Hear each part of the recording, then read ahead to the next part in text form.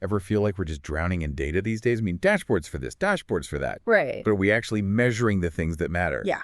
Well, that's what we're diving into today with the balanced scorecard. It's a bit like, you know how a single grade on a report card doesn't always tell the whole story about a student? Mm-hmm.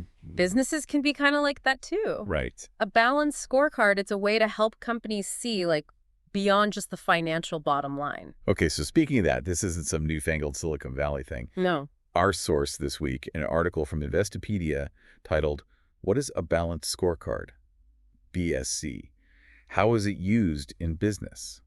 It says this idea actually goes back to 1992. That's right, yeah. Kaplan and Norton. Okay. And it's been refined over the decades. It's really interesting. They realized back then that businesses were getting too focused, too tunnel vision on just the finances. Yeah. And missing other crucial aspects that lead to success long term. So that's where the balance part comes in. Yeah. The article we're looking at, it breaks it down into 4 key areas, like 4 legs of a table. You need all of them to be strong and stable. We're talking learning and growth, business processes, customer perspectives, and of course, finance. Each gives us a different view of how a company's doing. You know, imagine trying to understand a sports team. You wouldn't just look at wins and losses, would you? No way. You want to know, how's the team developing? Are the coaches doing a good job? Are the fans happy? It's about the whole picture. Totally. Yeah. Okay, so let's unpack these legs a bit. Yep. Starting with learning and growth. I'll admit, at first I thought, is this about sending, like, the CEO back to school? But it's more interesting than that, right? Way more. This is all about a company's ability to adapt, learn, grow. You know, are they investing in their employees? Do they encourage people to come up with new ideas, share what they know? It's like checking their pulse for future success. Okay, so it's less about what they did yesterday, it's are they ready for tomorrow? Exactly. Okay, got it. And this ties into the next leg, business processes. Okay. Think of this as like looking under the hood. Yeah. Are things running smoothly, efficiently? Are they constantly looking for ways to improve? So like they give that example in the article about a bank using surveys to improve customer service. Yes. Long wait times, that was like a huge pain point. Yeah. So they completely redid their system. Exactly. That's them using that business processes leg of the balanced scorecard, right? They saw a problem, used the data to fix it. And speaking of data, that brings us to customer perspectives. This is where we get into the minds of the people actually using a company's product or service. So are people ranting about them online, or are they raving about them? Exactly. The article mentions J.D. Power and those customer satisfaction surveys. Those are a big deal, right? Especially in the car industry. Huge. They're surveying literally millions of people, asking them about their experiences, everything from cars to financial services. So you're getting a report card directly from the people you want to win over. Makes you wonder what your J.D. Power score would be with your friends and family. Right. But before we go down that rabbit hole, we've got one more leg to cover. The one that keeps the lights on. Finance.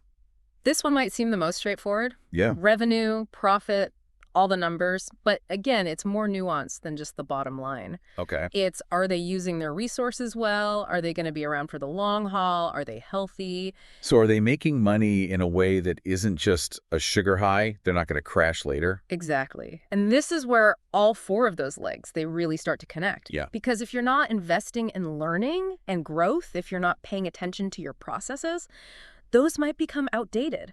And if your customers aren't happy, guess what? It's going to show up in those financial reports eventually. It's like a chain reaction. It is. Okay, so we've got these 4 legs, all measuring something different. But the article makes a point of saying this isn't just about collecting data, making charts, right? It's about doing something with those insights, making decisions. Exactly. It's like a GPS for your business. You need to do more than just know where you are. You need to figure out how to get where you want to go. And that's how we make things happen, right? Taking those insights, turning them into action. And the article says this can actually save companies time, money, resources. Yeah, in the long run. That sounds like a pretty good deal to me. But how does that work exactly? Okay, so let's say you're a manager and you've got data coming at you from every direction. Yeah. Sales reports, marketing, customer service. That's overwhelming. It's a lot. Yeah. The balanced scorecard, it helps you like cut through all that noise Okay. and focus on what really matters. So instead of getting lost in the weeds, it's like, what did you call it? A bird's eye view. A bird's eye view, exactly. And that can be really powerful. It can help leaders make better decisions. how to use their resources, what projects to prioritize, the ones that really match their goals, and where they might be wasting time and effort. So it's like instead of just throwing darts in the dark, you can actually see the target. You can Yeah, adjust your aim. exactly. And the article, they even say this approach, it can actually be good for employee morale. People like it when the company is doing well. Absolutely, yeah. When everybody understands, like, okay, here are the goals, here's how my work fits in, it gives you a sense of purpose. Right. Like you're part of something bigger. It's way more motivating. It's like that saying, if you want to go fast, go alone. If you want to go far, go together. Yeah. But like any tool, I'd imagine there are some like common mistakes, pitfalls, things people should avoid when they're trying to use this balanced scorecard thing. Oh. What's the biggest one you've seen? Ah, that's a good question. I'd say one of the biggest mistakes is treating the balanced scorecard like a one-time project. It's not enough to just, make a fancy report, stick it in a drawer somewhere. So you can't just check a box and forget about it. No, it has to be part of your DNA, the company's DNA. Got it. You have to really embed it. Okay. The real power, it's in regularly reviewing, updating it, right? Because business changes, there's new data, goals evolve, you have to adapt. So it's a living document. It changes as the company changes. Hmm. It made me think, like, what if companies had to post their balanced scorecards publicly? Like how restaurants have those health inspection grades. Wow. Would they be more proactive? That's an interesting thought. But on a more serious note, another common pitfall I see, getting fixated on just one or two of those legs of the balanced scorecard. Right, right. It's called balanced for a reason. Exactly. They all matter. It'd be like trying to balance a table on just one leg. It's not going to work. Right, right. Okay. All four working together, that's how you get stability. So yeah, financial performance is crucial, but if you're ignoring your customers or your internal processes are a mess or your employees aren't growing, that's going to catch up with you. It's about the whole picture.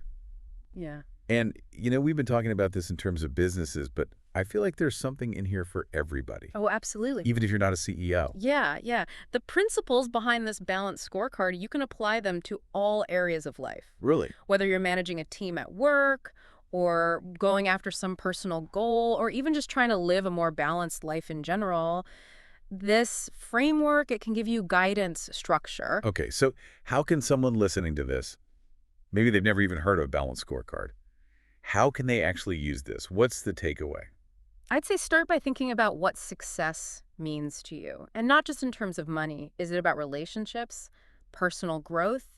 Are you contributing to your community? What are those other areas that are important? It's like your own personal mission statement. Exactly. And then, just like a business uses the balanced scorecard to track their progress, you can use these same principles. You can set goals, see how you're doing, make adjustments, Okay. be more intentional about your life. So we're taking like this big business idea and saying, hey, maybe I can use this in my own life. Exactly. And it can be a really powerful exercise. Like imagine if you were going to design a balanced scorecard just for you, what would those four legs be? Okay, I like that. So instead of learning and growth for the company, maybe for me it's reading more. Finally taking that online course I've been thinking about, just being open to new experiences. Investing in your own growth. Yeah, however that looks for you. What about business processes in a personal way? I think about that as like our habits, our routines, the things we do every day that either help us or hold us back. Hmm. Are you managing your time well? Are you taking care of yourself mentally, physically? It's like having that checklist in my head. Yeah. Am I exercising, eating right, getting enough sleep? Those things we know we should do, but it's easy to let them slide. This is making me want to like rewrite my own like personal rule book here. Right. Okay. What about that customer perspective leg? That one's tougher to think about, right? Yeah, because instead of customers, now we're talking about the people who matter most to you. Your friends, family, partner. How are those relationships going? Are you putting in the effort to nurture them? It's like, am I being a good friend, a good partner? Am I someone I'd want to spend time with? Okay, and last but not least, the finance leg. But for us, I'm guessing it's not just about our bank accounts. Definitely not. This is about all your resources, time, energy, not just money.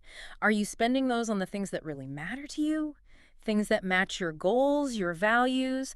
Are you putting your energy towards things that drain you or things that energize you? That is such a good point. It's so easy to just get caught up in the day-to-day and forget to ask, is this actually getting me closer to where I want to be? That's exactly it. And that's what's so great about this framework. It forces you to slow down, look at where you're at, and then make choices. Choices that are in line with how you define success, how you define a fulfilling life. So there you have it, listeners. That's our challenge for you this week. Go sketch out your own balanced scorecard. What are your four legs? What really matters to you?